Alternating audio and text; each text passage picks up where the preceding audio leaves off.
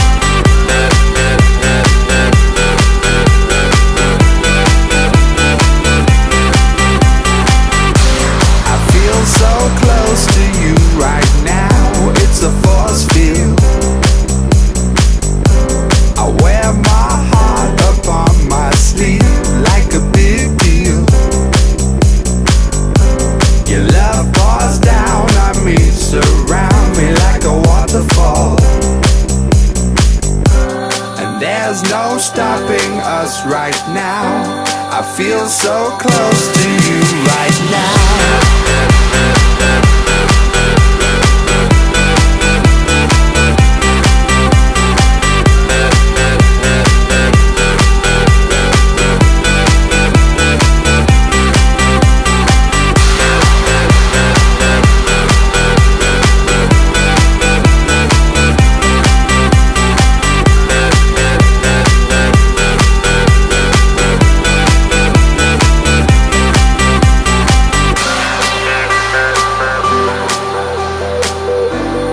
There's no stopping us right now. And there's no stopping us right now. And there's no stopping us right now. I feel so close to you right now.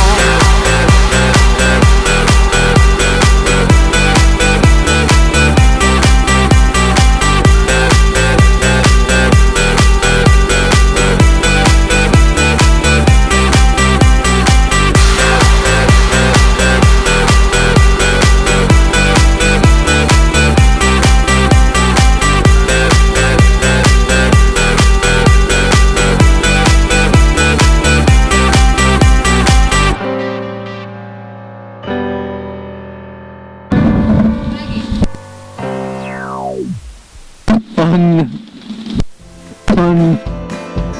How could I shoot a good man down, leave without mourning, broken hearted on the ground, like the others before him, the burden heavy as a rock, ain't nobody gonna stop her.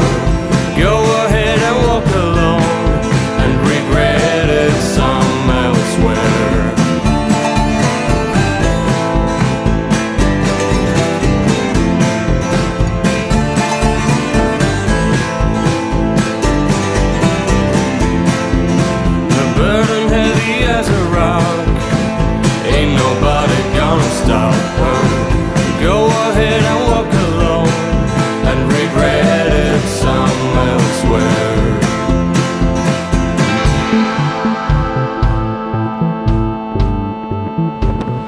Kas oli raske?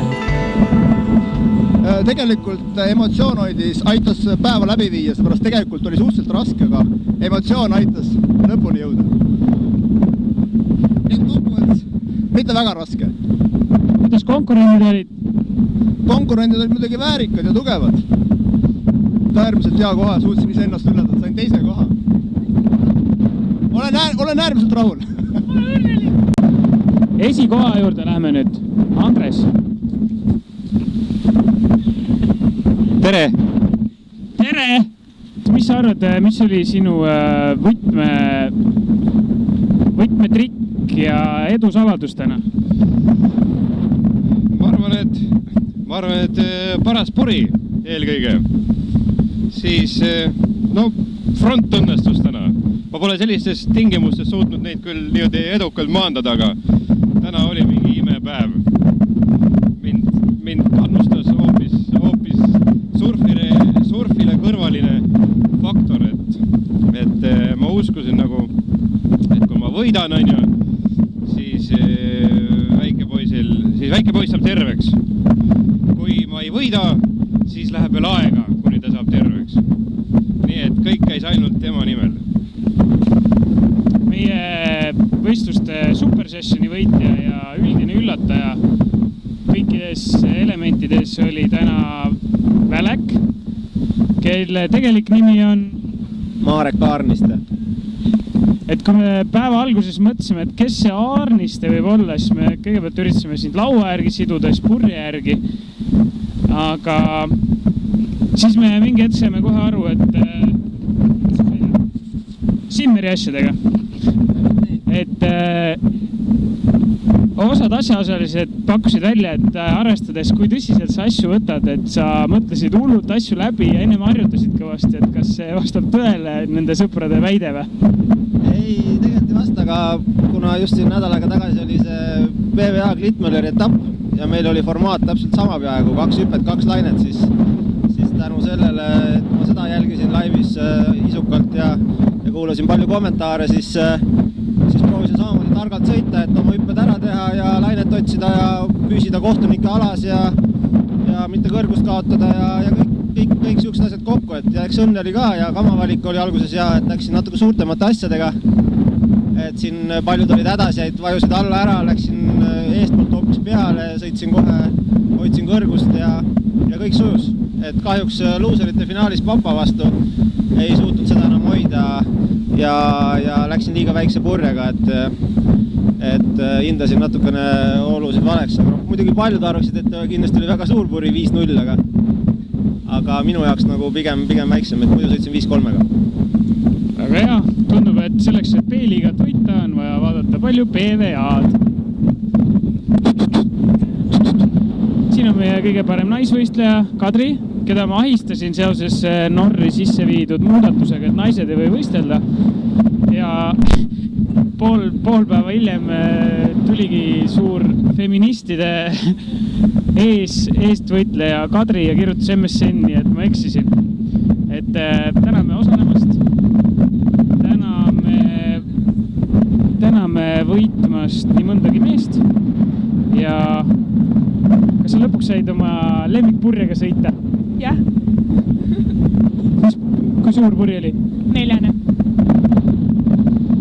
Kui osad meessõitjad siin sõitsid isegi 3-6 purjedega, siis Kadri täna pidas 4-sega vastu ja ilmselt on päris õnnelik.